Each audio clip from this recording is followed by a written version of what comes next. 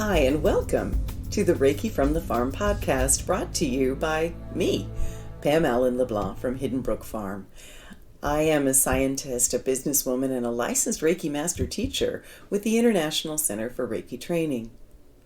Each week in this podcast, you'll be entertained as you learn about a wide variety of relevant Reiki topics, helping you become a more knowledgeable and effective Reiki practitioner.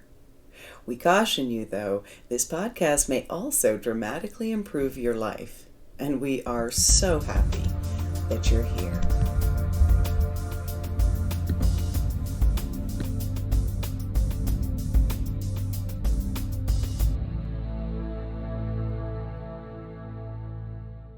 On this week's podcast, I am talking with my friend, Aimee Cringan, about community off-grid living in Knowlsville, New Brunswick.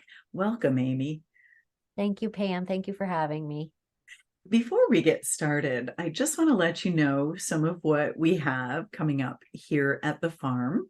Right now, we're in the middle of some animal Reiki classes. Monday and Tuesday this week is animal communication. And in January, I've got a full lineup of all the Reiki courses: Animal Reiki, Level 1 and 2 in Masters, Reiki 1 and 2 in Masters, as well as Karuna Reiki. And keep track of us, because also in January, I will be doing a special event, January 18th, for the Fredericton SPCA. And at this event, it's a fundraiser for the animals, for the SPCA. And at this event, it will be an understanding of the Rainbow Bridge and how our animals feel about it based on the 12, 13 years I've had with animal Reiki and animal communication and teaching both. And as well, I'll be doing some live animal communication with some of the deceased pets that are chosen at the event. So that's going to be really fun. And I want you to keep an eye out as well, because our classes have been posted for Asia and Australian friendly time zones, which is also quite convenient here in North America. And these classes will be evenings in Asia and Australia, mornings in North America in February and March. So hopefully you can join us for those. Aimee, do you have anything going on for classes or anything like that you'd like to announce? Yeah, I have a level 1 and 2 so that's just Yusui Holy Fire in January. And then February, I'm going to do a level 1 and 2 animal Reiki class. Yay. And I'm going to teach my first master class in March. That's so I'm exciting. That's Yeah. exciting. When you teach your first master class, things shift. It shifts you and it changes you. That's awesome. I felt a huge shift when I taught my first level 1 and 2 class. I was like, what is going on here? And then I realized, oh, it's because the energy shifting me. Yeah, William Rand talks about that. When you start teaching, the energy works with you in a certain way. When you're doing your self sessions, begins working with you a little differently when you start doing sessions for others. But when you start teaching, William said there's a significant expansion and shift in the way that the energy works with you. You become a true Reiki master. And I noticed that a big shift again when I taught my first master class. So Okay, so I'm in for it. yeah, it's incredibly positive. And Oh yeah. yeah, it's Yeah. but yes, you are in for another big shift, probably. At least I noticed one. I don't know if everybody does, but I sure did. I always notice when I'm about to take a class or when I'm about to teach, it's okay. Yeah. Yeah. Another shifting again. Yeah. Yeah. And I just love where it brings us to. Before we go too far in, I'm just going to invite everybody to bring your hands in gas show and activate your Reiki energy. And today's podcast is about how Reiki helps us follow our dreams and find community. And so I just like you to activate your Reiki, bringing your Reiki symbols one at a time, just imagining them come from the highest heavens and the divine earth through your hands and into your heart. The gift of love.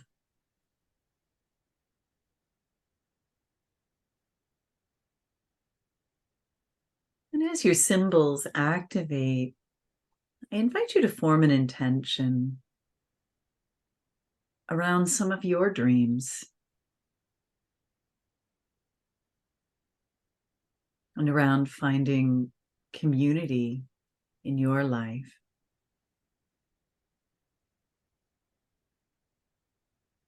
And even thinking of the community that already exists, whether it's family, friends, neighborhoods, Reiki communities.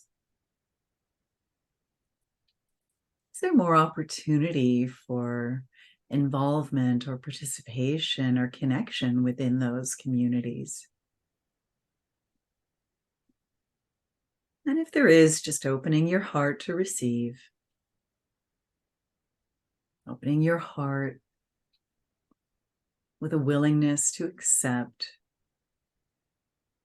the fruition of your dreams. And we invite today's session to begin bringing this together for you. And taking a moment to say, just for today, I will not be angry. I will not worry. I'll be devoted to my work. I will be filled with gratitude, and I will be kind.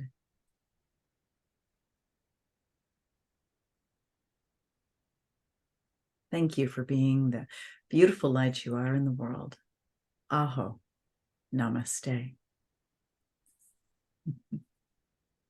Thank you, Pam. That was beautiful, as always. I think I do that just as much to ground myself as the listeners. I just find I get so excited in these interviews that I know. I said if I could do any job on the planet, and maybe this is where I'm going with it, I would be Oprah Winfrey, because I love talking to people and hearing people's stories. stories I find, and I love even reading biographies, they change me. As you see how other people navigate the world, you learn. Yeah. We're all connected and everybody comes from a different place. Like there's so many different perspectives. There's 8 billion different people, 8 billion different perspectives, consciousnesses, dimensions, whatever you want to call it. It's funny that you went there, because that's the whole reason for this podcast. I was shown that and at the time when I started the podcast, there were only 7 billion different people and perspectives. Now Yeah. 8 billion. But you're right. I was shown that with all those billions of perspectives, that when we can learn from other people's perspectives, other people's best ideas, that expands our understanding. It expands our understanding of Reiki and of the spiritual realm. It expands our understanding of God, or whatever word you use for the source of all that is. And as we get to know more about all of this, and learn more about all of this, it's positive. And so I realized with every podcast episode, I could help people expand their perceptions. And so that's actually the whole purpose of this. So yeah, I do get very excited interviewing my guests. Yeah. And I love it. I love listening to it. It's just, I feel very in connection with the Reiki community when I listen to it.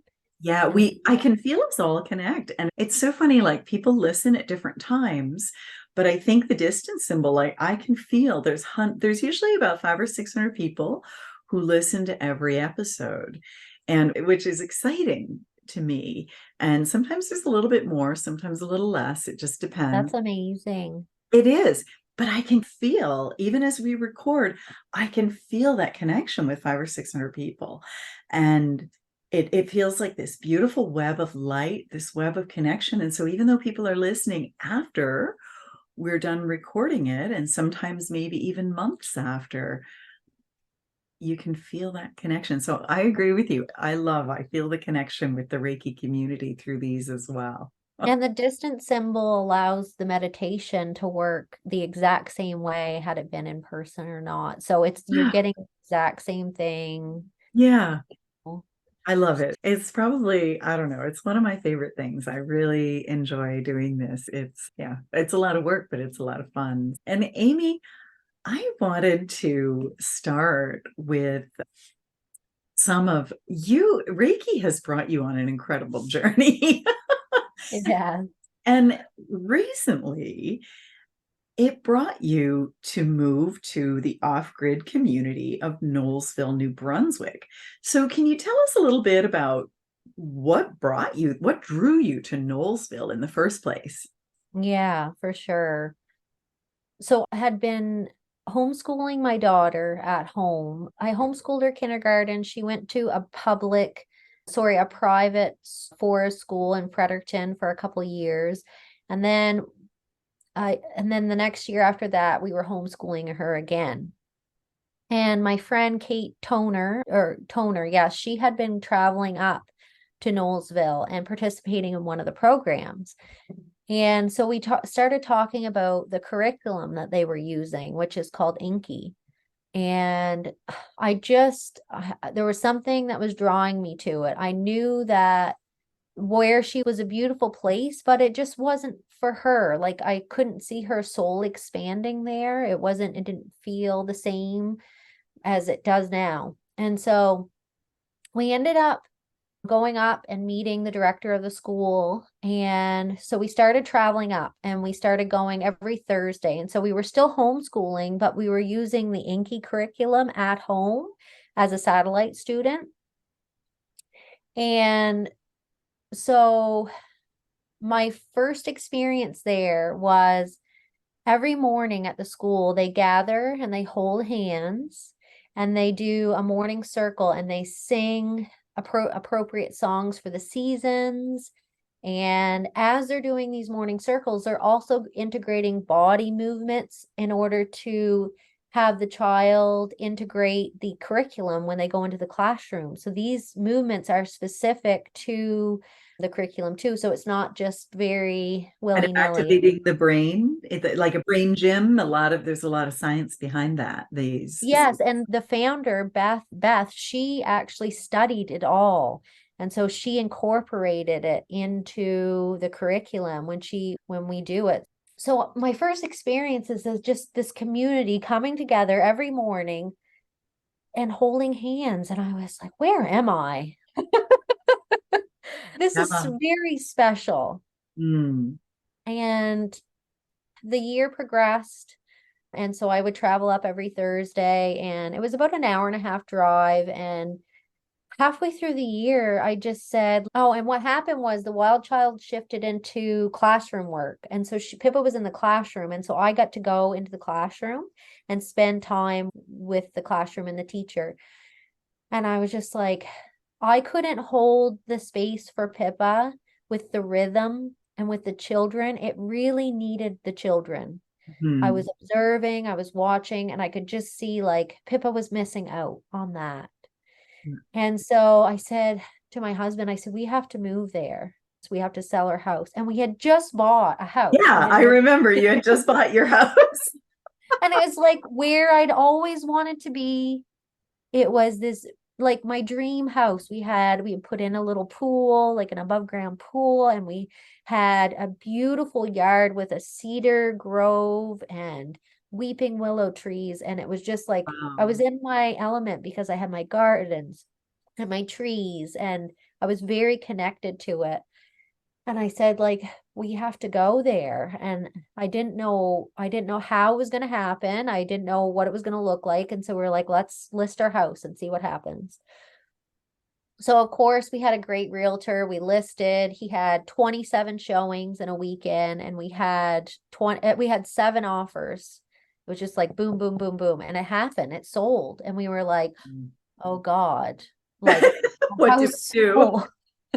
What did we do? And so I was sending Reiki, of course, like really, I do myself Reiki practice every day. And then when the house sold, I realized then the fear set in, and I really had to feel the fear. So I just sat with Reiki and I just felt it, like all the what ifs, Yeah. all that heavy stuff. Like, what Because did we do? We sold our house. you didn't have a place to stay there yet, or No. No. Sorry, go ahead, No, Amy. I don't mean no, to that's interrupt you. okay. We didn't have a place at that point, so Yeah. yeah, it was So spread. so a lot of fear, a lot of unsettledness. Yeah, exactly. And about 2 days later, I was going to look at a property and I got a text from a woman in the neighborhood and she said, "Do you want to come over for coffee?" And so I went over and she said, "We've been looking to sell our house. And this home my husband built, he's a Red Seal carpenter. He built the whole thing and he loves to build homes and he wants to build again and we want to move. Would you like to buy our home?" And I was in shock. I'm pretty sure I cried because the house is like a minute walk from the school. Wow. It's right in the heart of the children and community. And there's a path that you walk on the road for about 2 minutes, and then you have a path that goes through the forest into this little home school. And it was just like, oh my goodness, and so that's what brought us there. It was just like we needed to be amongst community and with Pippa. We needed to have her there. Wow. And how many children are there? There's about 30. Nice. So there's a preschool, elementary, then there's middle school. So it goes up to grade 8. Okay. Wow. And Yeah. what grade is Pippa in now? Pippa's in a 3-4 split. She's got kids. So there's, I think, 13 in her class. It's a pretty big class. And grades, I'm trying to think. Yeah, grades 3 to 4 are in there. Wow. Tell us a Yeah. little bit about the home because you left this home that was your dream home. How is the new house working out? It's wonderful. It was a big kind of an adjustment because we had never lived off grid before. We have all these beautiful systems now that we're just finally getting used to. Yeah, so we have propane stove, and then we have a propane dryer. Okay. Yeah, a propane dryer, and then during the summer, the propane heats our water. But Mhm. in the winter time, we have a beautiful top stove. And so we switch a lever in the control room, and the wood fire heats our house, but it also heats our water.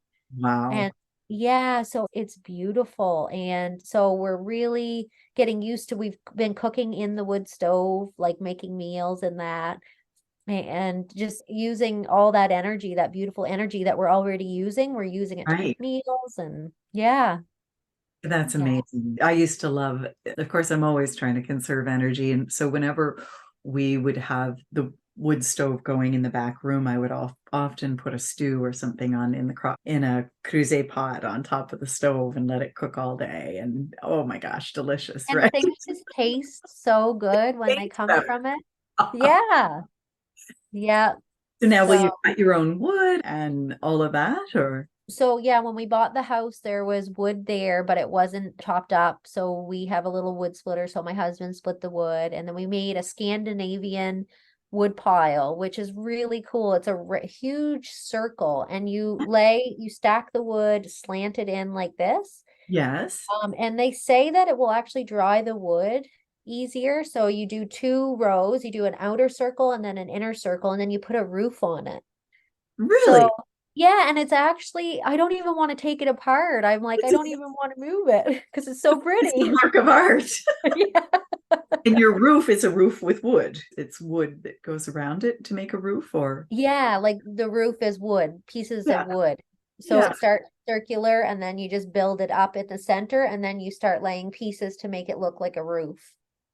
I love that. I've seen those actually, but I never really knew what they were. I just remember thinking, oh, that looks like a good way to dry wood. And Yeah. yeah, so yeah, but it was a lot of work probably. So no, you don't want to take it apart. Yeah. I'm like, I have to burn that this winter. I love So it. Living in this off-grid community must be a unique experience. Can you tell us a bit more about the lifestyle and some of the programs like the Wild Child program that the community offers? yeah, of course. So we have our central school, which is the heart of the community. And the school has a little preschool out behind. It has a kitchen, and upstairs it has bathroom facilities, and downstairs it has bathroom facilities. And this is the heart of the community because we hold a lot of things there. We try to host a potluck every Thursday, and so we rotate houses, and we try to bring a nutritious meal. Not always. We try to bring a nutritious meal, and we gather, and usually we end up staying 2-3 hours. In the summertime we would push it, and it would run 9-10 o'clock, and we'd be around the fire playing the guitar and singing, and the kids just play in the field and in the forest, and it's just beautiful. So we do the potlucks, and we call them, they're called ecstatic dances. And so that's usually every 2 to 3 months. And so there's a lady in the community that hosts them, and it's just like a moving meditation. So the music starts out slow, and then you're focused inward, and then you dance until it peaks, and then it comes back down again. And so it's just like I said, this last one, let's shake out all the cobwebs, because we're in that kind of that dark season, that darker energy. So it just felt so good to get in there and move together. So we do that, and I host yoga and Reiki once a week. So on Saturday, I've been doing it on Saturday night. So I'll do a slow flow, gentle candlelit Reiki. And then I do a Reiki meditation at the end, and then I just have them lay on their mat for about 20 minutes while I send them Reiki, and then they get it's usually a holy fire guided meditation, or I've been using the animal Reiki stuff a lot.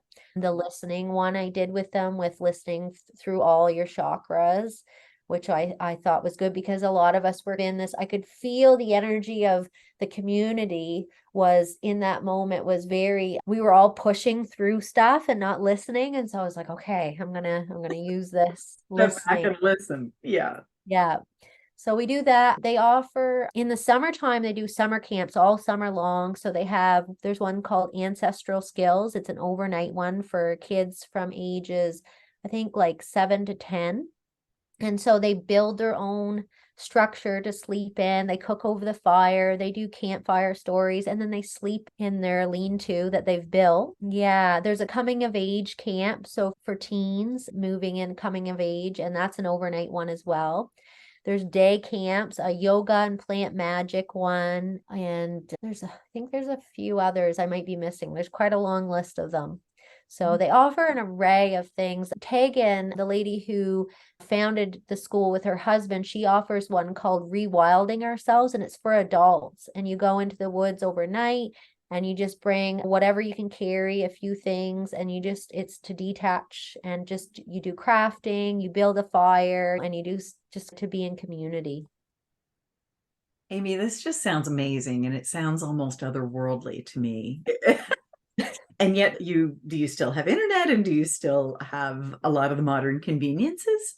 I do. We have Starlink, good old Starlink. So Yes. it's great out there. Yeah. And we have a well, and we actually have a hand pump well too. So if we do lose power in the winter when we're moving into the darker months, we have a hand pump. So even if someone down the road who has power and needs water, they're welcome to come to the community well to pump their water there.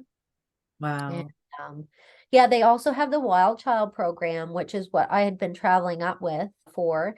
And the Wild Child program it's hard to explain, but it's just beautiful. It's usually held at Fairlight Farm, which is just down the road. And Sparrow, Pippa's teacher, actually hosts it. And so they go into the woods and they do sit spots, which is sitting in nature and holding space. They do games, singing songs, doing crafts, nature journaling, and it's almost magic to watch. Sparrow is just this incredible being. She has a master's certificate in herbalism. She's also a forest, what is it called? Let me see here. I have it written down. She's an advanced wilderness skills instructor. Wow. Yeah, and she's in the middle of her 4 school practitioner course, and she's done wilderness education and ecology. And this is all, yeah, so she's just educated in this world, and the kids just love her. They're just always hanging off her, and it's just so beautiful to see. It sounds like it. Amazing. Yeah. She has a farm she's got chickens and ducks and cows and bunnies and pigs, and the kids go out and they feed them and they take care of them and they do all the chores, and it's such an experience for them. Oh my gosh, Amy, it sounds amazing. Yeah. Yeah. How's Pippa enjoying it?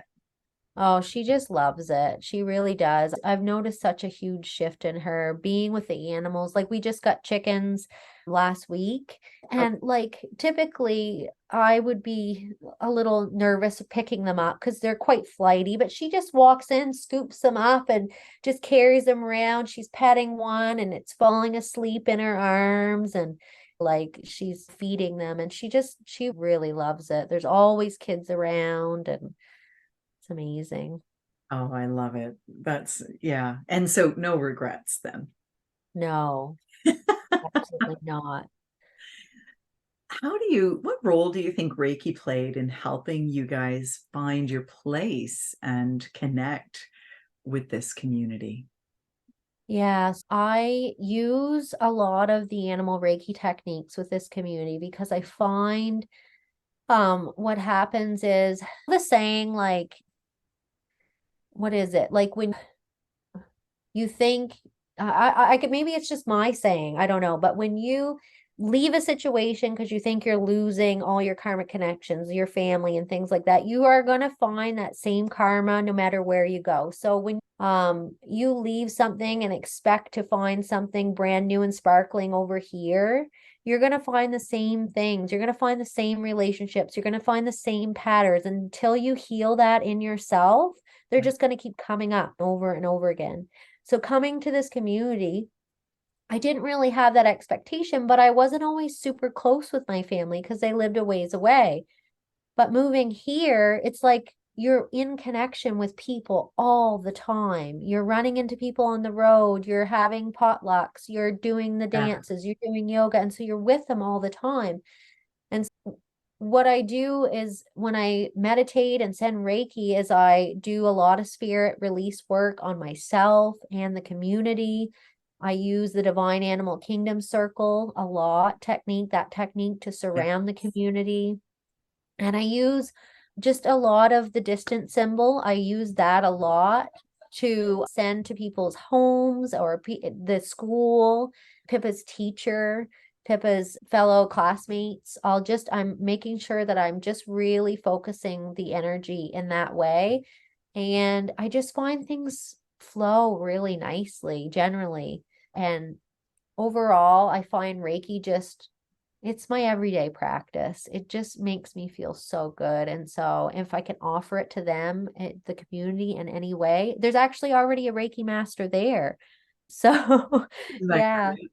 yeah. So I love that. And you actually found new work as soon as you got there. Tell us a little bit about that. yeah. So I had to go to Florenceville for my post office. This is the local post office.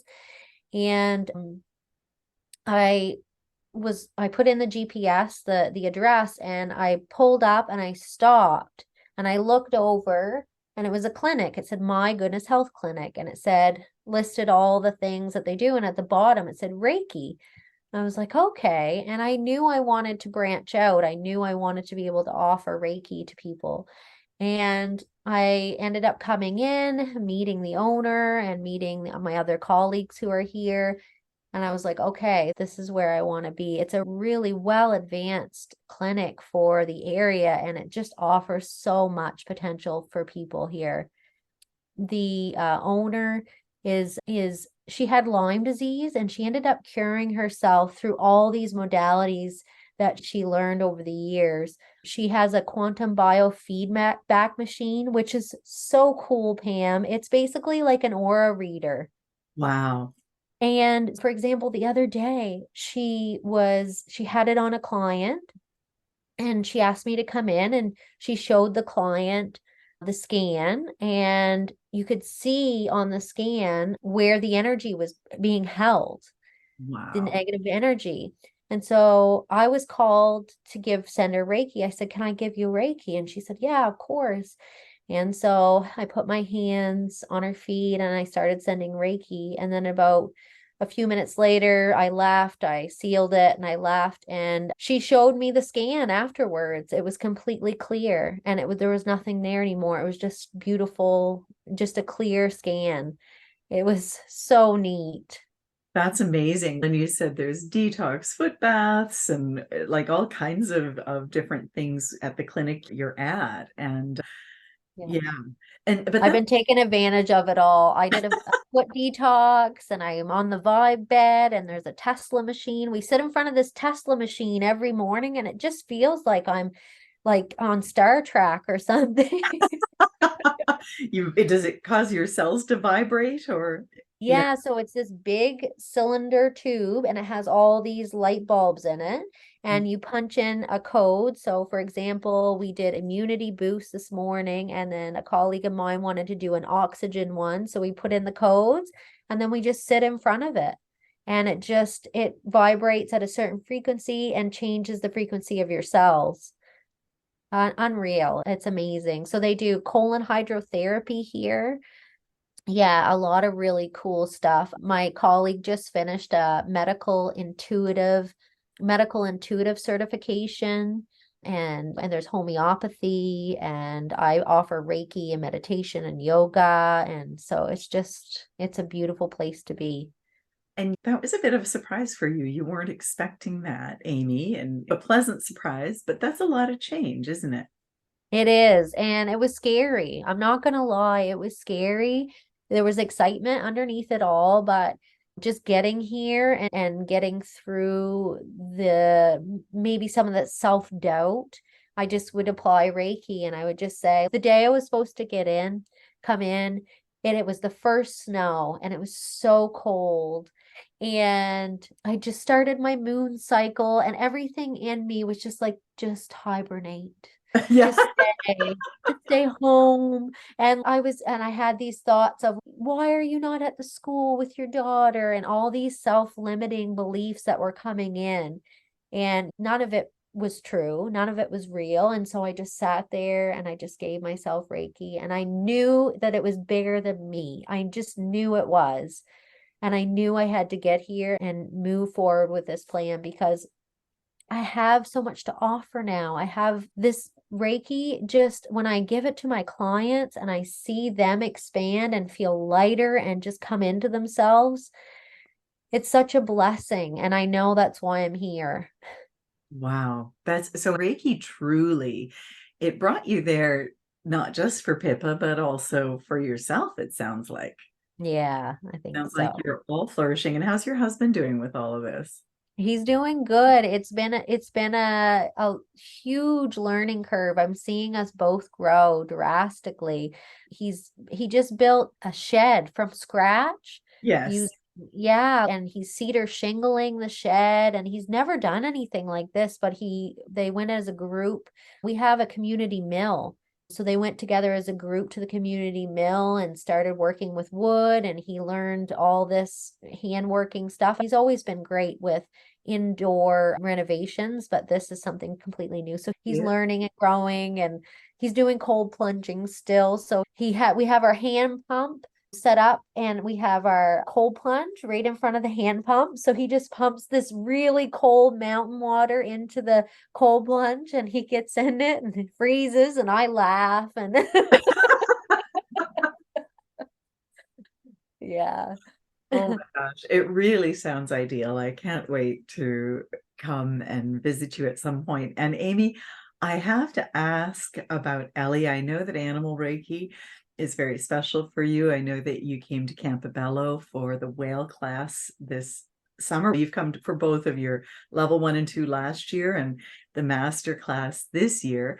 And not only did we see lots of whales, in fact, I heard from the Whale Watch group that our tour, when we went out to the whales, remember how they just kept hanging around the boat, those two humpbacks, and they wouldn't leave. They just hung out with us. Cork and Chevron. Chevron, that's it, Cork and Chevron. And she said, and then in addition to that, we saw the minke, we saw so many porpoise, we saw seals, we saw so much, the eagles, the herons. And I heard from her, and she said that they never saw as much since before or since. That was the most active whale watching tour that we had. And really, I believe it. yeah, it was amazing. It was just whales from start to finish, wasn't it? Yeah, at one point the humpback was like probably 20 feet from our boat, I think. It was. Surfacing. Yeah. And it was the week after our course that the right whales returned to Campobello, the very, very endangered right whales. There's only 300 or 400 in the world. It's been 4 years since they have come to our bay, and since the right whales have come to our island at all. And four right whales returned right after our animal Reiki course. And I think to myself, I really believe the energy had something to do with that. And I so, 100% believe that, Pam. yeah, I think so, Aimee. But you also had something very special happen during that course. You found a sweet little dog, and after the island, Campobello Island, is the summer home of Eleanor and Franklin Roosevelt, and you found a little dog you named Eleanor, or Ellie, there. Yeah. Can you tell us a little bit about that magic? Yeah. First of all, that class it was just incredible. So much shifting happened for me. And it was one of those things where I had traveled down alone. I had hauled my camper trailer down. So it was like that first solo trip of doing all those hard things. And so I got there and I just felt really like I knew I was supposed to be there. And I find when I get into your classes, it just goes through my entire body. I usually end up crying for about the first 10-15 minutes until I settle in. And also just being there in front of the window and being able to see the whales and the ocean and having those ions come off from the ocean. It's just absolutely stunning. And we had done the whale course the whale tour the night before. And like you said, the whales were just kept surfacing beside the boat over and over again. It was just beautiful. And so during the class, I got a phone call the first night from my husband, and my dog Dingo at home was sick, and he was thinking of transitioning at that point. And he's 14 and a half. And so I had a feeling that might be time. But even still, for me, animals it's this unconditional love that they radiate, the way that they love us and the way that they see us. Like you learn in the animal Reiki, I've always felt that. I've always known that. Like when you look into a dog's eyes, look at Henry. I know. There's so much love. It's just they look at you like you are the universe to me. And it really helps you feel so loved. And so animals have always been so close, and especially dogs. And so I knew he was leaving, and you had been communicating with him at that time. And he said, I don't know if I'm going to leave or not, but I am feeling it could be time, but I'm still trying to decide. And he had quite bad vertigo, and he wasn't doing well. And so I was grieving, but I knew it was supposed to happen during the class because we were doing all these really beautiful meditations and it was clearing the energy, but I was still grieving. And on the last day of class, I thought I might even have to leave and go home because I thought that he wasn't going to make it. Yeah. But then we realized, okay, he's hanging on for a little bit while longer. And so I'm driving on the last day of class, and I'm driving along and I'm thinking about Dingo, and I'm still grieving.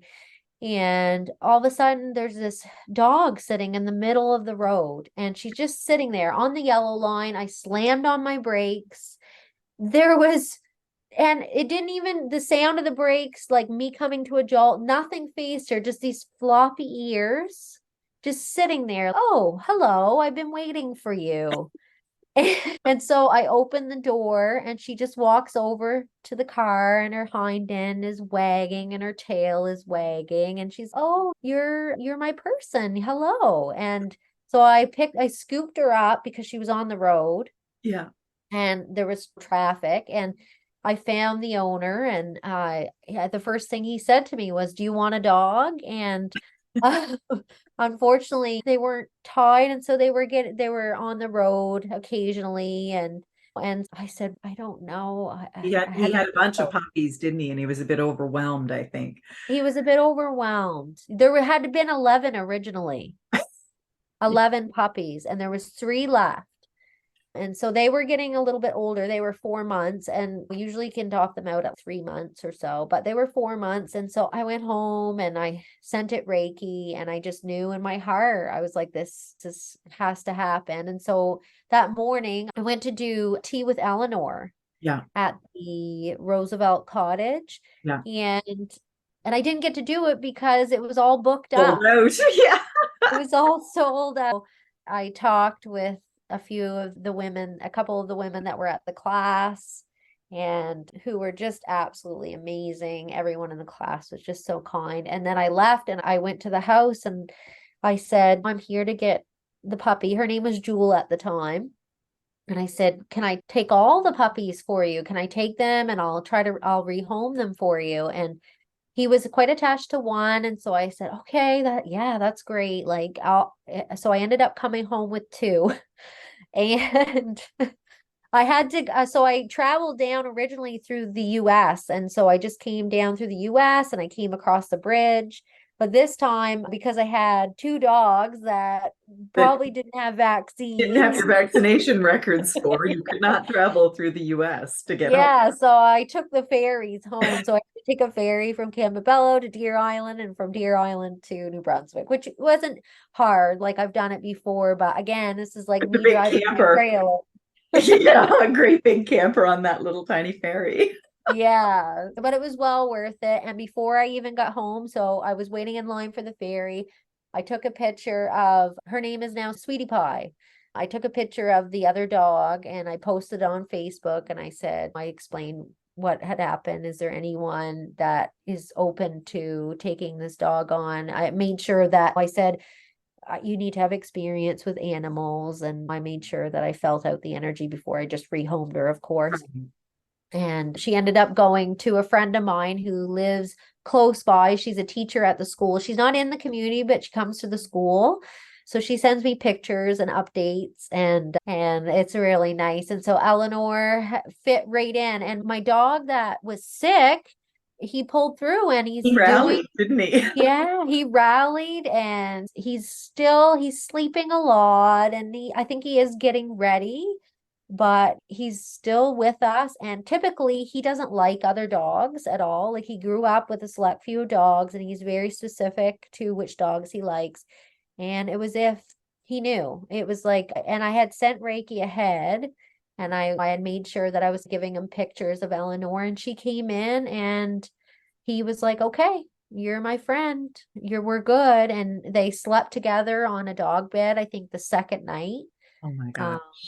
That's yeah, amazing because he's usually not open to other dogs at at all. all. Biting, Yeah. typically, sometimes will bite And sometimes. so by the second night, they were sleeping on a bed together. Yeah. And she's like really hard on him too. Like she walks up and like has the boxer, she has a bit of boxer in her. So she'll go up and do the hand swat at his face and he just puts his head down and like, stop. Of course, she's a pup and she wants to play.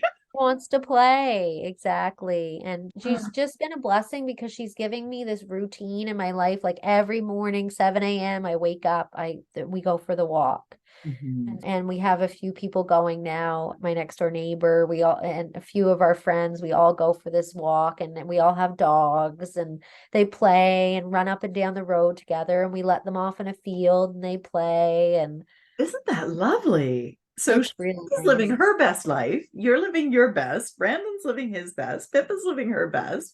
Wow. Yeah. I love Yeah. that. Yeah. If you look back a year ago, would you have believed this? Would you have believed this would all have transpired? No, not at all. Like I went up for I think it was the country fair last fall, and I was just in awe. Like they host a country fair every year, and I was just watching, like they had live music and very wholesome, family orientated community, and they had all these stands set up with like herbs. You could buy herbs and art and all this beautiful art. And I just remember standing there and thinking like, where am I? Is this for real? Like it's called an intentional community.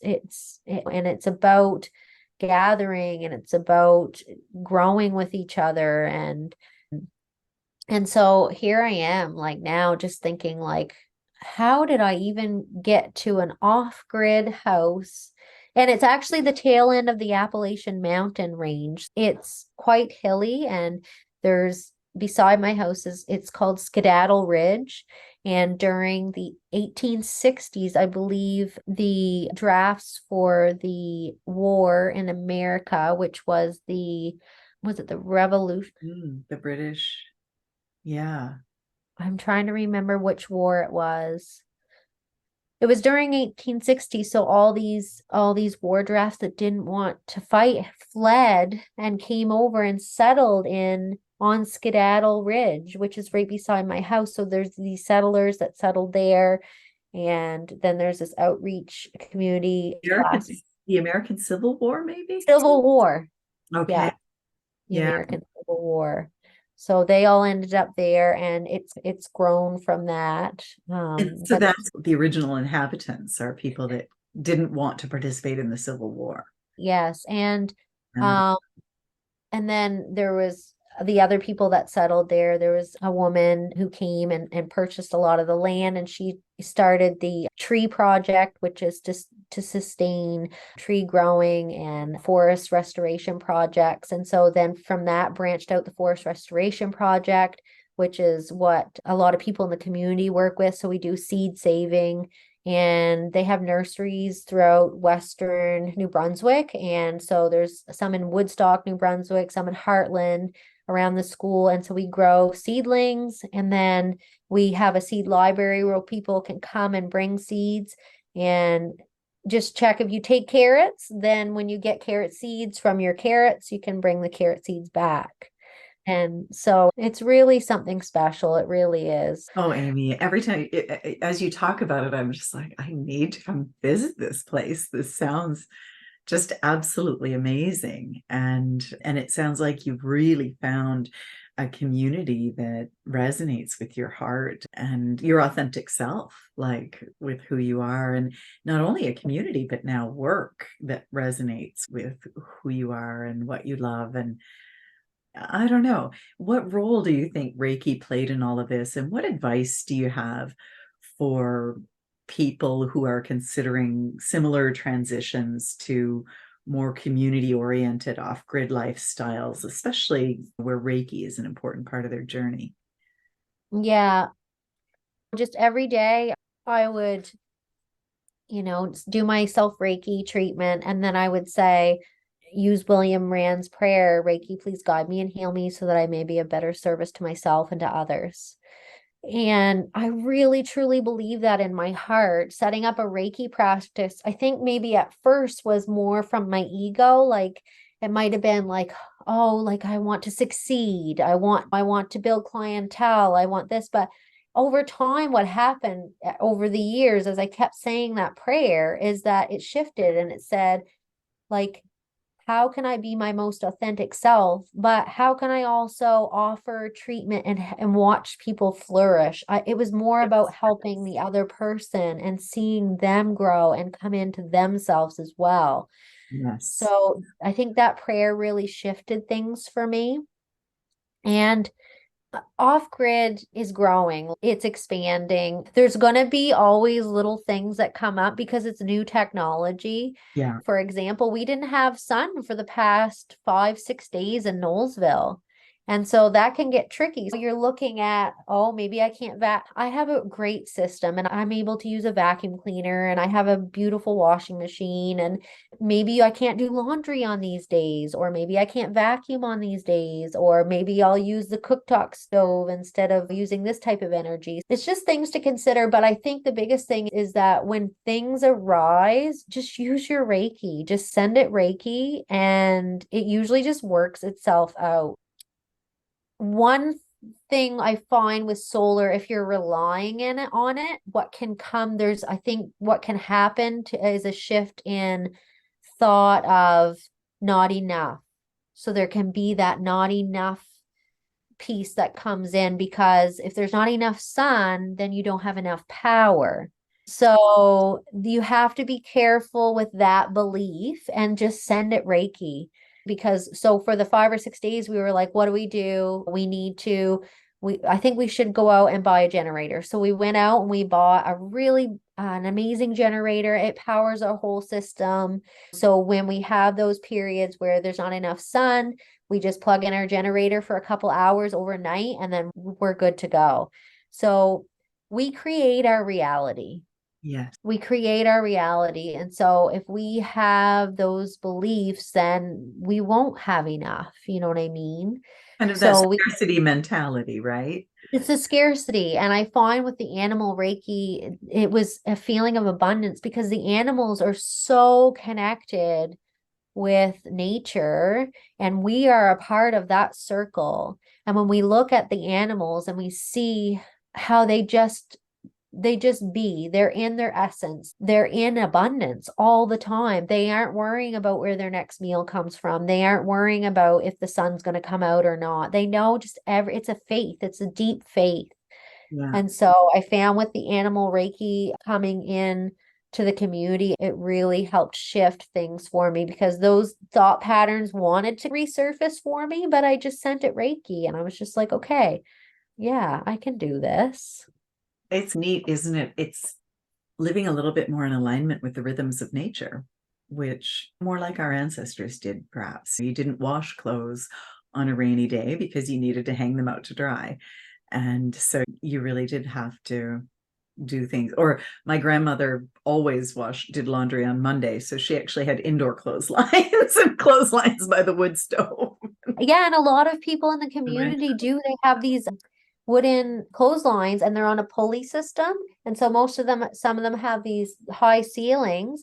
And so they pull it down and you just pull it up, and then the heat rises and then the clothes get dry, and then you just let it go off the pulley system and you have all your clothes there. Aimee, like I just have to come visit you. I'm absolutely fascinated by so much of what you've talked about. So we're definitely going to Yeah. have to arrange that. Yeah, it's fascinating, Pam. Some of the houses are made out of straw bale as well. Oh, Um, those are nice. it's just beautiful. One of the people that originally came there, his name's T. Leland. He Mhm. started a company called Appleseed Homes. Okay. And these homes are made mostly with sustainable material. And some of them are throughout the community. You'll see them, and they're made with straw bale. And you can go on his website and check them out, but they're absolutely amazing. It's just something to see. A lot of them are a work of art, like to see how they put the straw bale down, and it acts as support for the roof. And so you don't have wood in the walls at all, just at the corners, and then you apply like a plaster over top of the straw bale, and I think it's rated R30 for Yeah, insulation. it is I used to study all of this just out of fascination, and it's a very efficient Yeah. home, straw bale, very well insulated, isn't it? Yes. Yeah. Yeah. No, I definitely would love to come and visit and just see. It sounds amazing. I'm scrolling through my schedule in my head. I would love to have you come on up. Maybe we could make Thank it the you. night of a yoga or a dance or something, or who Amazing. knows? Amazing. I need a bit more yoga in my life. So yeah, that sounds perfect.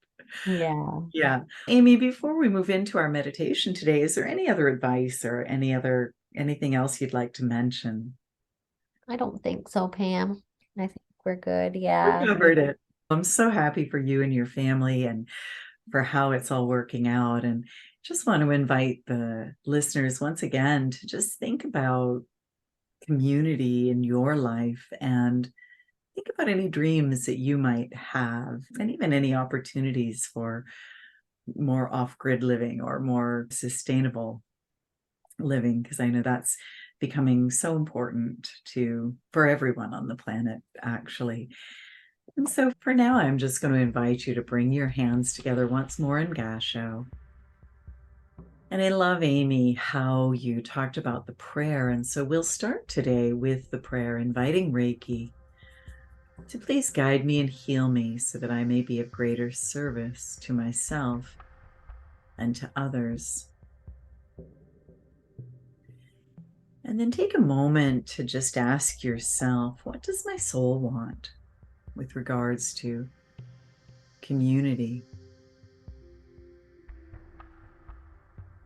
And just notice any impressions or ideas or feelings that you may receive.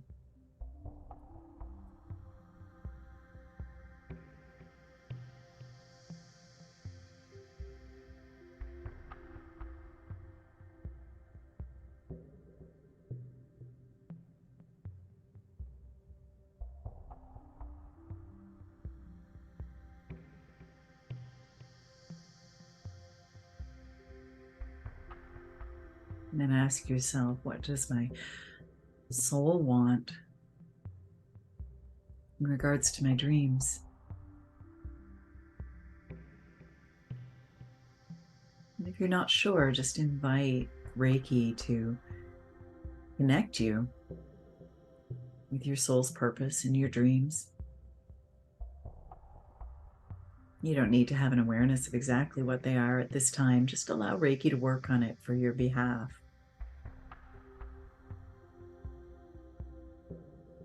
But you can pay attention to any impressions or ideas you get. What does my soul want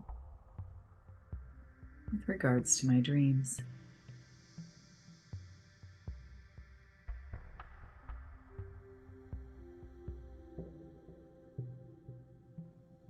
We're just going to remain here in Gasho today, inviting the energy to form the connections on our behalf, to move us into community with each other, just feeling the connection with the 500 or 600 other people who are listening to the podcast, and into community within different areas and parts of your life. And we invite the energy to reach out for us and connect us with our dreams. And if we're not aware of the dreams, to connect us with the awareness of them as well. And we'll remain here today.